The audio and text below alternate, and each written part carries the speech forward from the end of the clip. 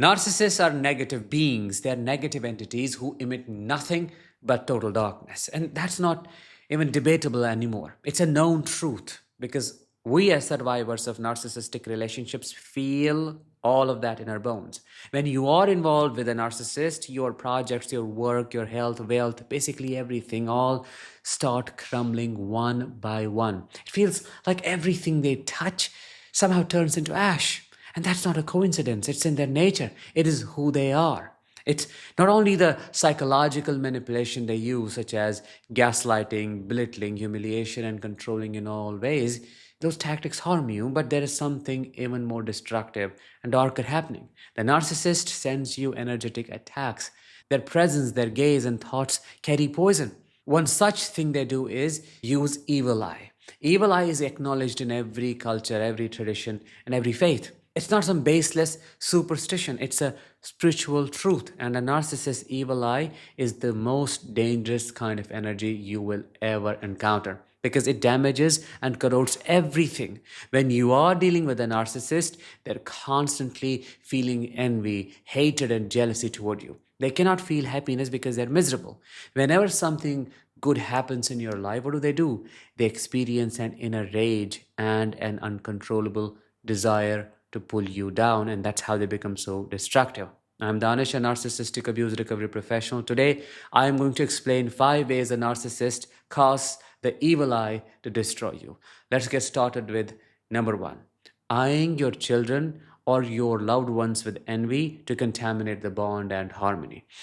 One of the most terrifying ways a narcissist uses the evil eye is by targeting the relationships you value the most. They send envy toward your children, loved ones, and anyone who shares a close bond with you. This can even apply to their own children. If you are the parent who shows true love and care to those children, and the children return that love, reciprocate that with trusted affection, the narcissist cannot bear it. They simply cannot handle seeing a genuine connection they do not have power over. To a narcissist, love is what? It's a tool for manipulation. It's a means to get others to comply.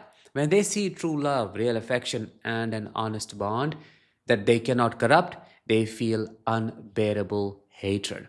If your children listen to you, admire you, and laugh with you, the narcissist is filled with bitterness. They cannot generate this kind of love on their own. They cannot force it either. They cannot manufacture it, and that is what burns them, it enrages them. Then what do? They begin to stare at your children, your loved ones, and unfortunately, your relationships get filled with poisonous energy. Soon, the effects of that energy become obvious. Suddenly, conflicts start erupting, arguments appear out of nowhere, situations escalate that previously felt calm and safe. The connection begins to feel strained and difficult. You find yourself confused because you have not done anything to cause this, yet the emotional climate changes and it keeps changing. The love and harmony dissolve and tension grows. Mental stress increases and the bond begins to fade. It is the vampiric energy of the narcissist contaminating the relationship. They want you isolated. They want you disconnected from sources of love because isolation gives them power and control over you. This extends beyond your children. Any person who loves you openly or respects becomes a target. The narcissist sends envy toward those people as well, poisoning the connection so that they drift away and you are left alone. Number 2, fixating on your future plans in jealousy so the energy gets blocked before you can manifest it. A narcissist does not want you to grow or move forward. They want you to fail. They want you to stay stuck, trapped, and powerless. When you remain stagnant, they can continue controlling you without any challenge. They use direct manipulation to block your growth. They gaslight you and convince you that you do not need to pursue opportunities. They encourage financial dependence. They tell you that success will bring no joy, just problems. They want you to stay beneath them and unable to rise. Beyond this, they will use the evil eye to block your future.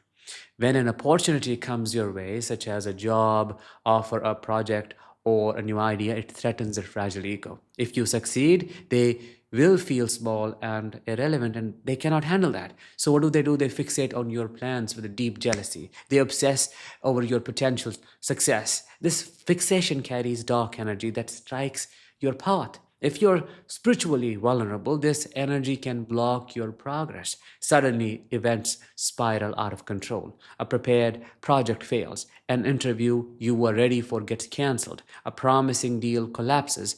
And this pattern repeats itself again and again. You begin to question yourself. You wonder if you are doing something wrong. But this is not about you being inadequate. It is the narcissist's animosity and the dark energy they keep directing at your growth.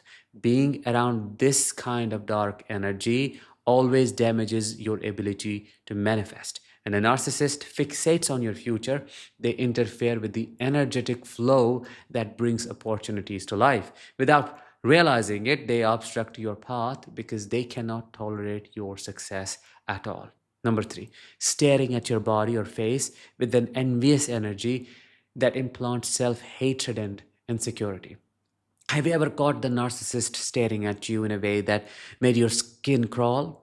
Not with love or admiration, but with something unsettling and deeply dark. You may be going about your day, let's say, doing something simple, and suddenly you feel it. You look up and find them staring at you, eyes cold, face frozen. The energy they are sending is thick with envy. They cannot tolerate the fact that you carry light. Your beauty, vitality, your charm offend them because they cannot steal it and they cannot replicate it. When they stare at your face, your body, or your aura with this bitterness, they are sending a direct psychic attack on your self image and health. The effects appear over time. Your health may start to decline. You begin to feel tired, heavy, and drained. The glow in your skin diminishes. You feel insecure about your body. Self hate thoughts creep in without cause. This is the energetic impact of their gaze. It distorts your energetic field and affects you physically and emotionally. The narcissist cannot accept that you shine with a life force they lack. Their mission becomes to corrupt that light. The more you glow, the more they want to see you wither. So, when you sense that stare, understand what is happening. It is not about you, it is about their envy and darkness. What do you got to do? Shield your energy and stand firm in your light. That is what you have to do. Number four, watching your creative work with bitterness to dry up your inspiration. Creativity flows from the soul. They cannot create from within. Their world is built on copying, stealing, and manipulation. Authentic expression is beyond their reach. When they see you creating something new, something beautiful, it infuriates them. They feel exposed. Your creativity reminds them of their hollowness. As a result, they watch your work with deep, deep bitterness. They glare at it and they send the evil eye toward it. Soon, your inspiration begins to fade. At first, you were flowing with ideas. You felt energized and excited. Now you feel blocked. Your mind turns blank. Your motivation disappears. You become rigid and stuck. This is the effect of their energy. They are trying to choke the creative force within you. For survivors, this is extremely painful because a lot of them are highly creative and intuitive people. They are visionaries and healers, thinkers and makers. Creativity is their way of healing and reclaiming life, and that is why narcissists target it. The way you want to stop creating because your creativity is a threat to their control. When you feel this creative block, pause and cleanse your space. Reconnect with your inner voice. Do not allow their poison to destroy your destiny, your sacred gifts. Number five, projecting silent resentment when you are happy or successful. When you experience happiness or success, a narcissist cannot share in your joy. They cannot feel genuine happiness for anyone. When you rise, it wounds them deeply. They will not always express this openly. Often they project silent treatment. They withdraw, they sulk, they give you the cold shoulder. They act as if you have betrayed them by succeeding. In their mind, you were supposed to remain small, you were supposed to struggle, you were supposed to remain beneath them. Your growth is an assault on their identity. This silent treatment carries a powerful energetic impact, though. You may find yourself shrinking your joy. You begin to feel guilty for your happiness. You tone down your excitement to avoid making them feel worse. This is the trap they want you to fall into. They want your success to feel like a burden, not a blessing. You need to recognize this pattern. Do not adjust your light to comfort their darkness. You have the right to be happy. You have the right to rise. Their resentment belongs to them. It's not your burden to carry. So, these are 5 of the most destructive ways a narcissist casts the evil eye on you. Understanding these patterns is extremely important for your protection. The evil eye is real. The spiritual damage caused by a narcissist can affect every part of your life, but awareness is the key, it's power. The more you understand these attacks, the more you can shield yourself. That is what you got to do. You deserve freedom. You deserve peace. You deserve to thrive. No amount of evil energy can stop you when you keep your spirit clean and heart open. So stand in your truth, let your light shine, and leave the darkness behind. With that, let's bring this episode to an end. Thank you so much for watching and listening. I will talk to you in the next one. Until then, as always, let the healing begin and continue.